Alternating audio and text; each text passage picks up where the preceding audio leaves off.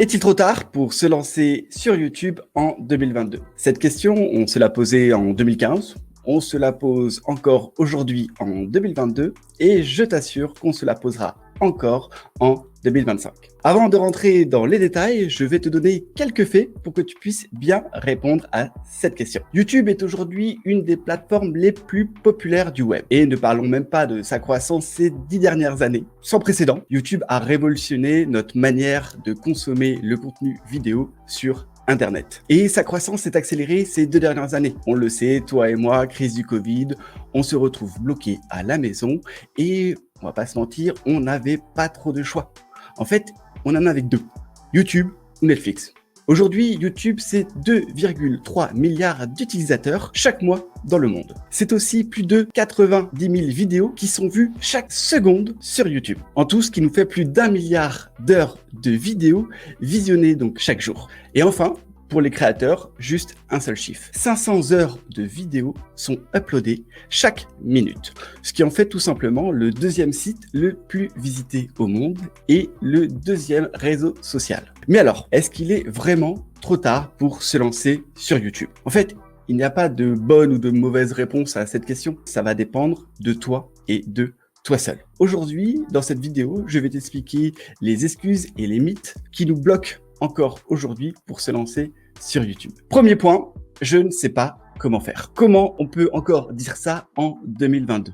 Comment on peut dire je ne sais pas, je n'ai pas la connaissance qu'il faut? Tu as une question, tu vas sur Google. Tu veux en savoir plus, tu vas sur YouTube. Moi, ça fait des années que je fais ça. Je l'ai encore fait ce week-end. Petit problème avec la voiture, une petite pièce à changer. Je pose ma question à YouTube et je vois une vidéo. Je vois un tuto. Souvent, les tutos sont vus par des milliers de personnes. Tout le monde se pose des questions. YouTube répond à la plupart des questions, même les plus spécifiques. Quand j'ai commencé sur YouTube, je suis allé voir tout simplement des YouTubeurs. Quand je me suis intéressé au marketing, je suis allé voir des vidéos sur YouTube. Aujourd'hui, ne pas être sur YouTube quand tu as de l'info, quand tu as des choses à partager, quand tu as un domaine qui te passionne, c'est une erreur. Tes concurrents le font sûrement. Tu dois y être. Avant, quand on voulait apprendre quelque chose, on n'avait pas 15 000 solutions. Il fallait soit discuter avec des experts, les appeler, les voir en direct, soit lire des livres.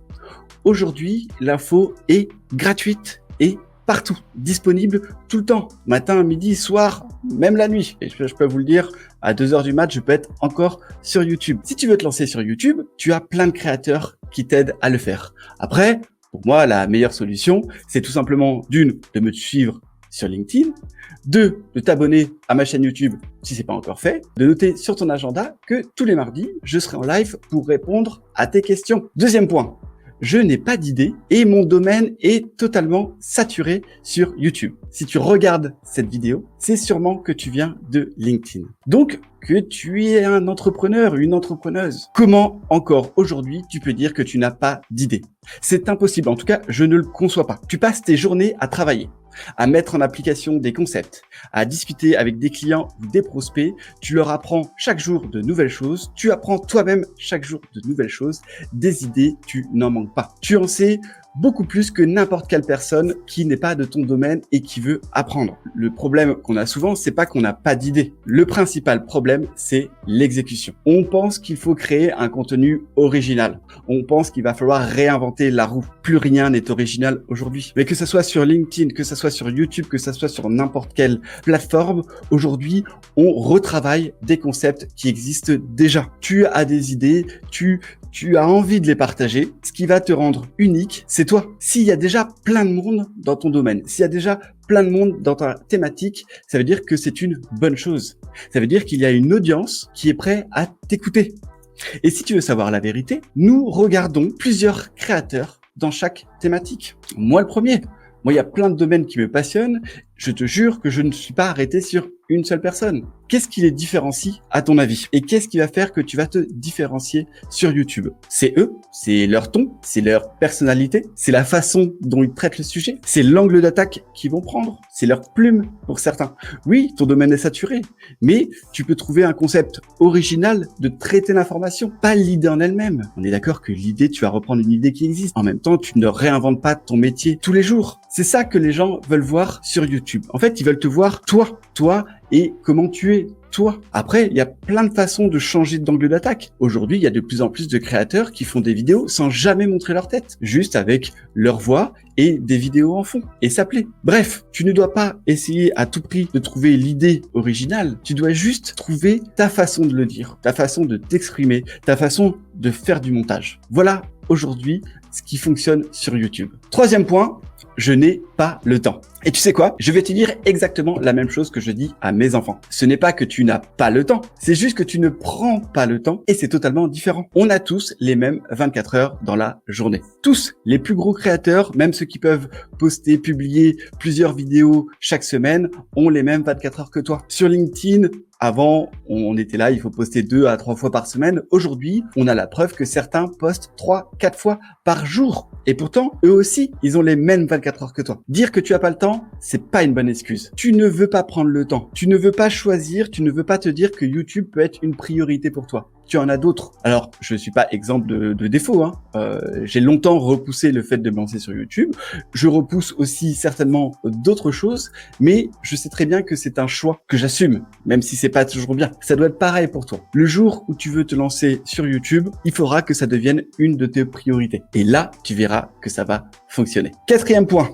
Je n'ai pas d'argent pour m'acheter du matériel. Combien de fois je l'ai entendu? Alors, tout le monde le sait. Aujourd'hui, il faut une caméra à 7000 € pour se lancer sur YouTube. Mais oui, c'est normal. Ça, c'était vrai il y a 10 ans. Aujourd'hui, c'est pas possible. Première chose, YouTube est totalement gratuit. Tu as les mêmes fonctionnalités que tout le monde. Deuxième chose, tu as déjà tout ce qu'il faut pour faire de la vidéo. C'est dans ta poche ou c'est même dans tes mains parce que tu es en train de me regarder dessus. Oui, ton smartphone est le premier outil pour faire de la vidéo. Aujourd'hui, la plupart des smartphones filment en 4K. Et si tu veux savoir, moi, ça va faire quelques années que je fais de la vidéo et là, ce que tu vois, je filme encore avec mon téléphone. Je suis en 1080p, ça suffit largement pour se lancer. Je le dis souvent, moi, quand j'ai commencé à faire de la vidéo, je l'ai fait avec mon téléphone. Pour le son, je me suis acheté un petit micro-cravate qui m'a coûté 20 €. Pour la lumière, j'avais commencé à côté d'une fenêtre ou avec une lampe de chevet et ça suffit. Pense d'abord au contenu, à la valeur que tu vas donner dans ta vidéo avant de penser au montage, des effets spéciaux et des superbes animations partout. Dernier point, dernière excuse, j'ai peur. Alors, je dirais qu'aujourd'hui, c'est peut-être la seule excuse valable que je peux entendre et que j'entends régulièrement. La peur de ne pas réussir, la peur de s'afficher devant les autres, la peur de perdre son temps, la peur des critiques. Et tu sais quoi? Je vais pas te mentir, mais cela fait maintenant plus de 2 ans que je fais de la vidéo et à chaque fois, avant de tourner une vidéo, j'ai peur, je stresse. Ce qu'il faut savoir, c'est que la peur, c'est normal. Et j'ai envie de dire, heureusement que tu as peur. Si tu as peur, c'est que tu as envie de faire les choses bien. Et ça, c'est bon. C'est ce qui va aussi t'aider à progresser. En fait, il faut juste que tu mettes un high kick dans la tête de la peur. Certains grands acteurs ou grands comédiens ont peur avant de tourner une scène, ont peur avant de rentrer et de fouler les planches d'un théâtre. Mais c'est pas pour ça que ça les arrête. Honnêtement, qu'est-ce qui pourrait t'arriver de pire en te lançant sur YouTube et si tu arrives pas, si tu ne fais pas de vues? Hein, ça arrive, tu ne fais pas de vues. Est-ce que ça va changer ta vie? Est-ce que ça va avoir des répercussions sur ta vie? Non. Si tu lâches au bout de quelques mois, soyons d'accord que c'est pas en 2 jours, même en 1 mois que tu vas réussir dans la vidéo. Mais si tu lâches au bout de quelques temps, c'est pas grave. Tu auras quand même appris quelque chose. Tu auras appris de nouvelles compétences. Tu auras appris quelque chose sur toi. Aujourd'hui, moi je le vois souvent, les premiers effets, c'est nous-mêmes. Parce que on a de moins en moins peur de l'image qu'on renvoie aux autres. Quoi qu'il arrive, te lancer sur YouTube, il ne va pas t'arriver grand-chose d'horrible. Au contraire, pose-toi plutôt la question, qu'est-ce qui peut m'arriver de mieux en me lançant sur YouTube? Tu pourrais développer ta visibilité et que, en plus, c'est répercussions sur tous tes autres canaux, sur LinkedIn par exemple. Tu pourrais rencontrer des nouvelles personnes parce qu'elles te verraient en vidéo. Tu pourrais prendre un avantage énorme sur la concurrence. Elle ne fait pas de vidéo. Tu pourrais peut-être changer de vie. Tu pourrais peut-être être de plus en plus serein, de plus en plus sereine. Tu pourrais en apprendre énormément sur toi. Bref, pour moi, aujourd'hui, il n'y a que des bonnes raisons pour se lancer sur YouTube. Je pense que la seule chose qui te bloque aujourd'hui, c'est d'une part l'exécution. Et deuxièmement, la peur. Donc, est-ce qu'il est trop tard pour se lancer sur YouTube en 2022? Je dirais que oui et non. Oui, si tu as décidé qu'il était trop tard pour toi. Non, parce que tu as envie d'aller de l'avant. Tu as envie de combattre cette peur. Tu as envie d'aller plus loin. Et donc, dans ce cas, vas-y, appuie sur le bouton enregistrer. Tourne ta première vidéo. Tu veux te lancer sur YouTube, lance-toi. Sur ce, je te dis ciao et à très bientôt.